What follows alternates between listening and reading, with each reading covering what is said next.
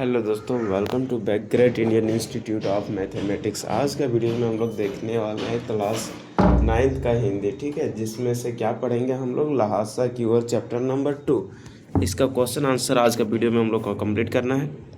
इससे पहले में हम लोग आप लोग को पढ़ाए थे कि मतलब क्या लहासा की ओर में क्या क्या बात हुआ है, इसमें लेखक के साथ कौन घूमने जाते हैं, सुमति, और उसके ये सब पूरा प्रॉब्लम डिटेल से हमने बताया था कि लेखक को क्या प्रॉब्लम आता है, क्या क्या वहाँ पे देखने को मिलता है, ये सब सारा हम बता चुके हैं। तो आज के वीडियोज़ में हम लोग केवल ये देखने वाले हैं कि लहासा की ओर में जो चैप्टर है इसमें कौन कौन सा क्वेश्चन आंसर इंपॉर्टेंट है, और प्लस में सारा का सारा हम क्वेश्चन आंसर कंप्लीट करवा देंगे। ठीक है, तो बिना किसी देरी किए हुए चैप्टर को स्टार्ट करते हैं। सबसे फर्स्ट में क्या बोला जा रहा है सो देखिएगा। अगर हम यहाँ पे अंडरलाइन करेंगे तो ज़्यादा समय लग जाएगा, बिना अंडरलाइन किए हुए हम समझाने की कोशिश करते हैं। ठीक है, तो आप लोग समझने की भी कोशिश कीजिएगा। यहाँ पे बोला जा रहा है, थोंगला के पहले के आखिरी गाँव पहुँचने पर भिखमंगे के वेश में होने के बावजूद लेखक को ठहरने के लिए उचित स्थान मिला, जबकि दूसरी यात्रा के समय भद्र वेश भी उन्हें उचित स्थान नहीं दिला सका। ऐसा क्यों है?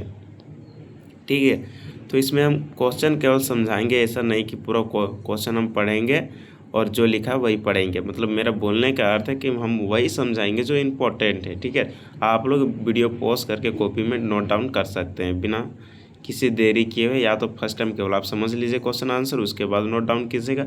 अगर आप लोग को मेरा आवाज़ ज़्यादा स्पीड चल रहा है तो आप लोग प्ले बैक में जाके मेरी क्या है प्लेबैक को कम कर सकते हैं। 1 से कम करके 0.75x में क्लिक कीजिएगा, जिससे हमारी बातों को आप आसानी से समझ सकेंगे। ठीक है, इसमें क्या बोला जा रहा है, लेखक उस समय एक भिखमंगे वेश में थे। क्या बोला जा रहा है, लेखक जब पहली बार यात्रा कर रहे थे तो उस टाइम क्या करते हैं, भिखमंगे वेश में थे।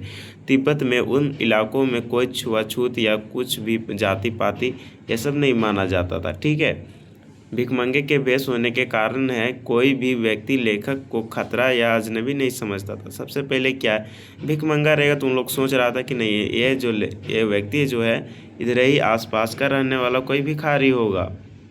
ठीक है, लोग उन्हें साधारण समझकर अपने घरों के अंदर आने की अनुमति दे देते थे, मतलब आने के लिए नहीं रोकते, आने की अनुमति दे देते। ठीक है, कोई प्रकार का उसे आपत्ति उसे नहीं रहता था, प्रॉब्लम नहीं रहता था। और यहाँ तक कि घर की महिलाएं उनके लिए चाय भी बना देती थी। लेकिन जब 5 साल के बाद जो लेखक फिर से वहाँ पे घूमने जाते हैं तो तब क्या थे, वे एक भद्र पुरुष थे। भद्र पुरुष, ठीक है, भद्र पुरुष का बोलने का मतलब है सभ्य व्यक्ति, मतलब फॉर्मल ड्रेस, एक अच्छा सा कपड़ा पहन के गए थे। ठीक है, तो उन्हें ठहरने की अच्छी जगह नहीं मिलती है। इसका मुख्य कारण क्या था कि वह शाम के समय उस गांव में छंग या तिब्बती एक शराब है पीकर नशे में धुत रहते थे, जिसके कारण वे किसी को भी अपने घर में ठहरने की अनुमति नहीं देते। ठीक है, शराब के नशे में पीकर उन लोग धुत रहता था, इसलिए क्या बोला जा रहा है, शाम के समय में देखो कोई भी शराब पीता ही पीता है। और इसके कारण से क्या होता है कि मतलब वे किसी को अपने घर में ठहरने के लिए अनुमति नहीं देते थे या ठहरने नहीं देते थे। ठीक है, अब दूसरा क्वेश्चन क्या बोलता है सो समझिएगा आप लोग। उस समय के तिब्बत में हथियार का कानून ना रहने के कारण यात्रियों को किस प्रकार का भय बना रहता था। उसमें यही क्वेश्चन ये बोला जा रहा है कि तिब्बत में हथियार का कोई कानून अगर नहीं है तो बोलो यात्रियों को किस प्रकार का भय या डर बना रहता था। तो इसमें आंसर ऐसे लिखना है, हथियार का कानून ना होने के कारण लोग लाठी की तरह पिस्तौल और बंदूक लेकर घूम रहे थे कि नहीं रहे थे। सो बोलो तो तुम लोग हथियार का जब कानून कुछ नहीं, जैसे कि अब मान कर चलो यहाँ पे कानून झारखंड में बोलो कि हथियार का कोई कानून नहीं है, जैसे कि हथियार लेके घूमना या ना घूमना तुम्हारा मर्जी है, तो तुम तो बोलो लेके घूमेगा ही ना रे रोला बनाने के लिए। उसी प्रकार से जब वहाँ पे कोई कानून नहीं था तो उन लोग भी पिस्तौल को लाठी जैसे लेकर घूमते थे। ठीक है, डाकू यात्रियों को पहले जो डाकू रहता था यात्रियों को सबसे पहले मार देते थे, उसके बाद देखते थे कि उसके पास पैसा है कि नहीं है। अगर नहीं मारेगा तो बाद में उन लोग जाके बता देगा कि नहीं वहाँ पे डाकू रहता है, तो डाकू को खतरा बन जाएगा ना लोगों से कि उन लोग भी जाके उन लोग पीट देगा डाकू को, मार कर मोड़ा देगा, ऐसा डाउट रहेगा कि नहीं रहेगा, इसके लिए बोला जा रहा है। ठीक है, सबसे पहले डाकू मार देते थे, उसके बाद देखते थे कि पैसा है या नहीं है। इसके अतिरिक्त का मतलब होता है अलावा। ठीक है, वहाँ के निर्जन स्थानों पर सरकार और पुलिस का कोई डर नहीं था। मतलब पहाड़ी इलाकों में रहता है, उस पहाड़ी इलाकों निर्जन मतलब जहाँ पहुँचा आसानी से ना जा सके, वहाँ पे क्या रहता था, पुलिस का डर कम रहता था। प्लस में लोग भी वहाँ पे कम रहते हैं और दूर दूर में लोग रहते हैं। एक घर यहाँ पे है तो पता चला कि 2-3 घर यहाँ पे है तो 1 किलोमीटर के बाद कुछ घर मिल रहा है। तो मतलब ऐसा पता नहीं चल रहा था कि कौन के व्यक्ति को मार कर जान ले रहा है। ऐसा पता नहीं चलने के कारण वहाँ पे क्या पता था, पुलिस भी ज़्यादा वहाँ पे काम नहीं करती थी, क्योंकि ये वहाँ पे कुछ प्रूफ नहीं मिल रहा है, प्लस में पुलिस का पैसा वेस्ट हो जा रहा है। इसलिए पुलिस और सरकार वहाँ पे ज़्यादा ध्यान नहीं देती थी, जिसके कारण डाकुओं को पुलिस और सरकार से डर नहीं लगता था। इसलिए यात्रियों को हमेशा जान का खतरा बना रहता था डाकुओं से। ठीक है, तो अगला क्वेश्चन क्या बोलता है उसको समझिएगा। लेखक लंकोर के मार्ग में अपने साथियों से किस कारण पिछड़ जाता है। ठीक है, ये अब पूछा जा रहा है क्वेश्चन में। तो लेखक का घोड़ा बहुत सुस्त था और धीरे चल रहा था। लेखक ने उसे जोर देने की कोशिश की, लेकिन घोड़ा और भी सुस्त हो गया। क्या बोला जा रहा है, लेखक जब उसे थोड़ा और जोर देता है कि नहीं थोड़ा स्पीड चलेगा घोड़ा, बट घोड़ा धीरे धीरे और धीमे चलने लगता है, धीरे चलने लगता है। ठीक है, इसी कारणवश जो है हमारे लेखक अपने साथी सुमति से बिछड़ जाते हैं और रास्ता भी गलत रास्ते में चले जाते हैं, 1.5 मील आगे। ठीक है, अगला क्वेश्चन का आंसर कैसे लिखना है सो समझिएगा आप लोग।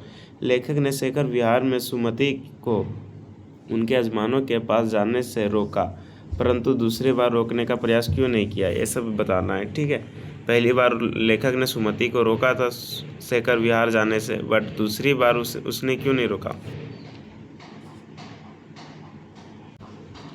लेखक ने पहली बार सुमति को इसलिए रोका था क्योंकि उन्हें लगा कि यजमानों के पास जाने में बहुत समय लगेगा। ठीक है, और लेखक को अकेला रहना पड़ेगा। लेकिन दूसरी बार उन्होंने इसलिए जाने से नहीं रोका क्योंकि स्वयं जो है लेखक जो है पुस्तकों में पूरी तरह से रम गए थे मतलब पढ़ने में पूरा डूब गए थे, और उन्होंने क्या किया कि पढ़ने में पूरा मन लगा लिया था। इसीलिए उन्हें सुमति के जाने से कोई भी प्रॉब्लम नहीं हुआ, इसलिए बोल दिया कि तुम जाओ। अगला क्वेश्चन बोलता है कि अपनी यात्रा के दौरान लेखक को किन कठिनाइयों का सामना करना पड़ा। लेखक को मतलब बहुत कठिनाइयों का सामना करना पड़ता है, निम्नलिखित कठिनाइयों का सामना करना पड़ता है। उनमें से एक क्या रहता है, डाकुओं का भय बना रहता है और निर्जन स्थानों का जोखिम। ठीक है, दूसरा पॉइंट में हमें लिखना बहुत ऊंचे और खतरनाक पहाड़ पार करना था। तीसरा पॉइंट में लिखना है खराब मौसम और तेज धूप का भी सामना करना पड़ता है। पांचवा पॉइंट में लिखना है घोड़ा की धीमी गति के कारण रास्ता भटक जाता है।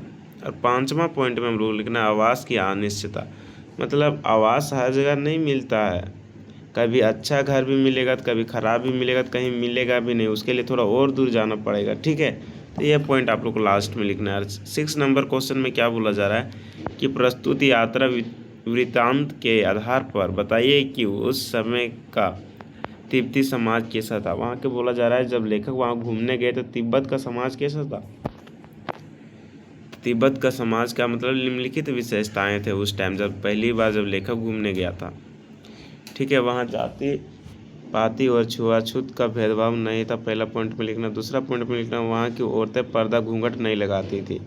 और तीसरा पॉइंट में लिखना वहाँ के लोग में मेहमाननबाजी की भावना थी। मतलब मेहमाननबाजी का मतलब मेहमान आए तो उसको आदर सम्मान से बैठाना खाना खिलाने का जो है रीति रिवाज था। 4 पॉइंट में लिखना धार्मिक विश्वास अधिक था, लोग मट्ठा और बिच्छुओं को आदर करते, बिच्छुओं को मतलब भिखारियों को यहाँ पे आदर करते थे। ठीक है, और लास्ट पॉइंट जो में लिखना है 5 पॉइंट में वहाँ के ज़मीन बड़े ज़मींदारों और मट्ठों मतलब बिहारों के हाथों में था, जहाँ मजदूर बेगार में काम करते थे। मतलब ज़मीन ज़्यादातर किसके हाथों में था, ज़मींदारों के हाथों में था, और मजदूर जो बेगार मतलब बिना पैसा के काम करते थे, उन्हें केवल खाना दे दिया जाता था, उन लोग काम करते थे उतने ही में। नेक्स्ट क्वेश्चन जो बोला जा रहा है 7 में अब पुस्तकों के भीतर था, इसका मतलब क्या बोलने का अर्थ है। ठीक है, कि मतलब मैं अब पुस्तकों के भीतर था, लेखक इसके मतलब लेखक जो बोले हैं ये वाक्य इसमें इसका मतलब क्या होता है? इसका मतलब होता है भीतर, मतलब डूब गए हैं, पुस्तक पढ़ने में डूब गए हैं। तो लेखक इसमें ऑप्शन कौन सा होगा? फर्स्ट ऑप्शन होगा का। ठीक है, लेखक पुस्तकें पढ़ने में रम गया है। ठीक है, थैंक यू फॉर लिसन या वॉचिंग कंप्लीट वीडियो।